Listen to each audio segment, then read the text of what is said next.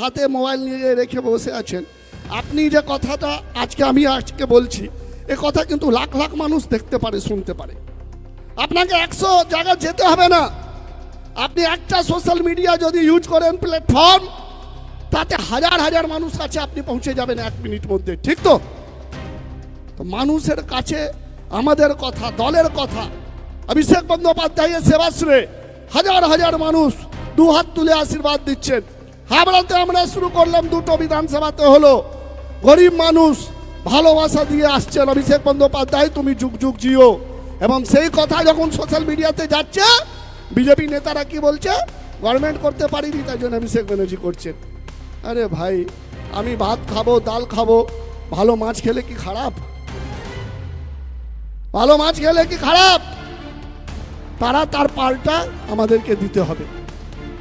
একটা বিজেপি যদি পোস্ট করে, আগামী দিন মাথায় রাখতে হবে, একটা বিজেপি যদি বালি নিয়ে, হাওড়া নিয়ে, দল নিয়ে, অভিষেক ব্যানার্জি, মমতা ব্যানার্জি নিয়ে যদি কিছু বাজে লিখে, ফলস লিখে, তার পাল্টা দিতে হবে। দেবেন তো আপনারা সোশ্যাল মিডিয়াতে?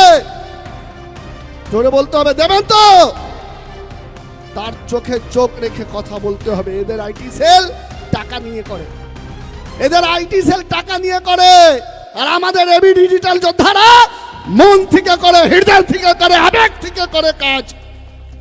কে জিতবে? টাকা জিতবে জমিদারদের, না আবেগ জিতবে? কে জিতবে? তারা কি করে? ফলস একটা ভিডিও ইউপিতে হয়েছে, বাংলাদেশের একটা কি মন্দির ভাঙা হচ্ছে কোথাও, সে ভিডিও বলবে বাংলাতে হচ্ছে, মুর্শিদাবাদ, হাওড়া, বাগনান, কি দাদা ঠিক বলছি তো?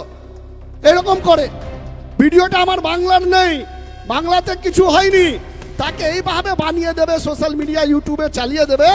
লাগবে আমাদের এই বাগনানে হচ্ছে, তোপালিতে হচ্ছে, কখনো বলবে বীরভূমে হচ্ছে, কখনো বলবে মুর্শিদাবাদে হচ্ছে, কখনো বলবে মালদা হচ্ছে। এই পাল্টা তো দিতে হবে। ওই ভিডিওটা তথ্য নিয়ে, এই ভিডিও আমাদের দেশে নেই, আমাদের বাংলার নেই, এটা হচ্ছে তোমার ইউপির, এটা হচ্ছে তোমার বাংলাদেশের ভিডিও, সেটা মানুষ কাছে তো পৌঁছে দিতে হবে। যদি আমরা চুপ থেকে যাই, বাবু একটা ফলস খবর, ফলস একটা ভিডিও দলের বিরুদ্ধে বিজেপি আইটি সেল দিয়ে দিল, আর আপনারা চুপ থেকে গেলেন, মানুষ কি বুঝবে?